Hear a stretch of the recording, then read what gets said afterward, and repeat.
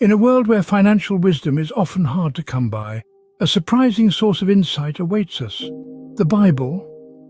We live in an era where financial intelligence is more crucial than ever, yet many of us struggle with money management.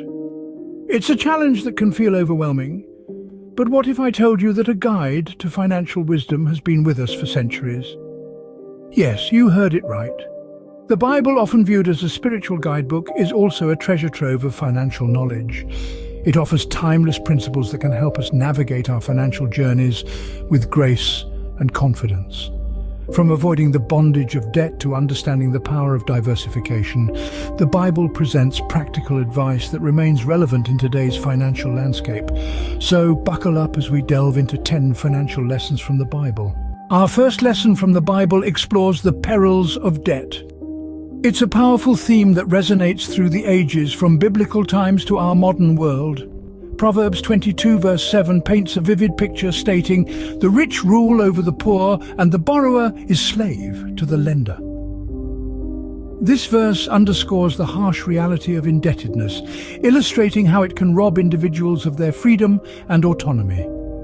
Venturing further, we turn to Deuteronomy 28 verse 12, where it is written, "The Lord will open to you his good treasury, the heavens, to give the rain to your land in its season, and to bless all the work of your hands. And you shall lend to many nations, but you shall not borrow." Here the emphasis is on self-sufficiency and the blessing of abundance that comes without the chains of debt.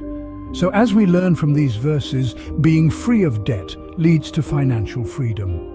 Moving on to our second lesson, the Bible teaches us about the importance of savings. Proverbs chapter 6 verses 6 to 8 uses the humble ant as an illustration. The ant, without any overseer, prepares her bread in summer and gathers her food in harvest. It's a lesson in foresight and diligence, encouraging us to set aside resources in times of plenty for periods of need. Similarly, in Genesis chapter 41 verses 34 to 36, we see a time of abundance in Egypt. Pharaoh is advised to appoint officers to collect 1/5 of the produce of the land during the 7 plentiful years. This food is then stored under Pharaoh's authority, preparing for the future years of famine.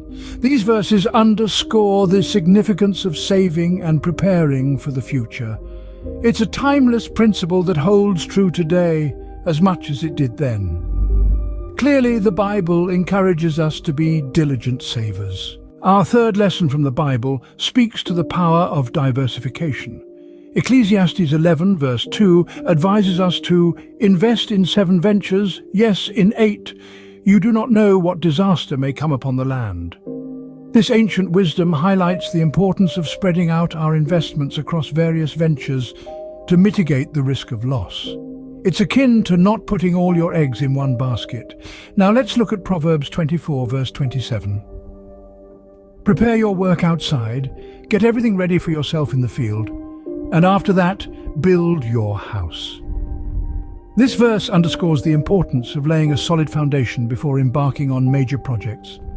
In the context of finance, this could mean diversifying your assets to ensure a steady flow of income even when one venture fails. Remember, the goal isn't to avoid risk entirely, but to manage it effectively. As these verses suggest, diversification is key to successful investing. Lesson 4 from the Bible emphasizes the necessity of budgeting. This principle is beautifully illustrated in Luke 14:28, where it says, "For which of you, desiring to build a tower, does not first sit down and count the cost, whether he has enough to complete it?" This verse underscores the importance of planning and budgeting before embarking on any venture. It's about considering the costs and ensuring there are enough resources to see the project through to completion. Similarly, Proverbs 24:3-4 tells us, "By wisdom a house is built, and by understanding it is established. By knowledge the rooms are filled with all precious and pleasant riches." This verse highlights how budgeting and planning driven by wisdom, understanding and knowledge lead to successful outcomes. It's about building a solid foundation for your financial house and filling it with valuable and pleasant riches. The Bible, therefore, advocates for careful financial planning and budgeting. The fifth lesson from the Bible introduces us to the concept of generational wealth. Proverbs 13:22 says, A good person leaves an inheritance for their children's children, but a sinner's wealth is stored up for the righteous. This verse highlights the importance of not only securing wealth for oneself, but also for future generations. It's about creating a legacy that outlives you, a financial safety net that benefits your children's children. Additionally, Numbers 27:8 provides guidance on inheritance laws, stating, "If a man dies and has no son, then you shall transfer his inheritance to his daughter." This verse emphasizes the importance of ensuring that wealth is passed on to the next generation, regardless of gender. It emphasizes fairness and equality in the distribution of wealth. From these verses, we can see that the Bible values the idea of generational wealth. It's not just about accumulating wealth, but also about responsibly managing it and passing it on to future generations. Lesson 6 from the Bible underscores the wisdom of risk management. Proverbs chapter 27 verse 12 and chapter 22 verse 3 both declare, "The prudent see danger and take refuge, but the simple keep going and pay the penalty." What does this tell us about risk management? It's an admonition to be vigilant, to anticipate potential pitfalls and take measures to mitigate them. Financial risk can come in various forms: market volatility, inflation, interest rate changes, and more.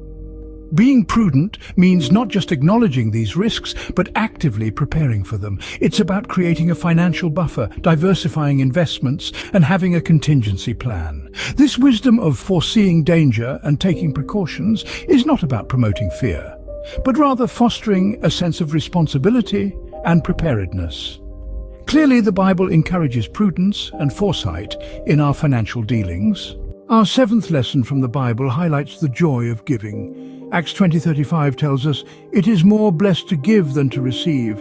This isn't just about material possessions, but also about time, love, kindness, and even wisdom. When we give, we create a flow of positivity and abundance that comes back to us in many unexpected ways. Now let's turn to Proverbs 11:24-25, where it says, "One gives freely, yet grows all the richer. Another withholds what he should give and only suffers want." This emphasizes that generosity is a path to wealth, not just materially, but also emotionally and spiritually. When we withhold what we should give, we create a blockage, not just in our finances, but in our lives. In essence, giving is an act of faith and trust in the abundance of the universe. It's not just about charity, it's about understanding the interconnectedness of all things. As these verses illustrate, giving not only enriches others, but also ourselves. Lesson 8 from the Bible extols the virtue of frugality. Let's delve into Proverbs 21:20. "Precious treasure and oil are in a wise man's dwelling, but a foolish man devours it." This verse highlights the importance of being wise with our resources and not squandering them recklessly. Imagine the wise man's dwelling as your personal financial life. The precious treasure and oil represent your earnings, savings, and investments. The foolish man, on the other hand, devours his assets without thought for the future, leaving himself vulnerable to financial hardship. Frugality doesn't mean depriving ourselves of life's pleasures. Rather, it encourages us to make thoughtful decisions about our spending, to ensure that our resources are used wisely and sustainably. By practicing frugality, we can build a secure financial future while still enjoying the present. The Bible, therefore, encourages us to be frugal and wise with our resources. Let's embrace this virtue and let it guide our financial decisions. Our 10th lesson from the Bible explores the freedom of minimalism. Proverbs 15:16 teaches us that better is a little with the fear of the Lord than great treasure and trouble with it. This verse underlines the value of simplicity, of being satisfied with what we have, rather than chasing after material wealth. It suggests that peace of mind and spiritual contentment are far more valuable than any riches we might amass.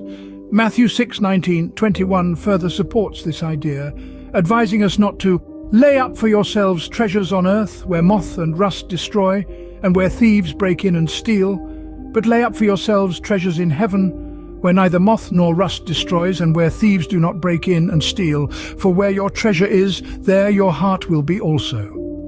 These verses caution us against materialism, reminding us that earthly treasures are fleeting, As these verses suggest, the Bible advocates for a minimalist lifestyle, where the focus is not on material possessions but on spiritual wealth. As we've seen, the Bible offers a wealth of wisdom on financial matters. From the cautionary tales on the burden of debt to the practical advice on the importance of savings, these teachings remain relevant and practical in today's world. The power of diversification, the necessity of budgeting, and the wisdom of risk management all resonate with modern financial strategies. These principles not only shape our financial decisions but also impact our character and values. They remind us to maintain a healthy perspective on wealth and possessions, focusing on what truly matters. Thank you for joining us on this journey through the Bible's financial wisdom.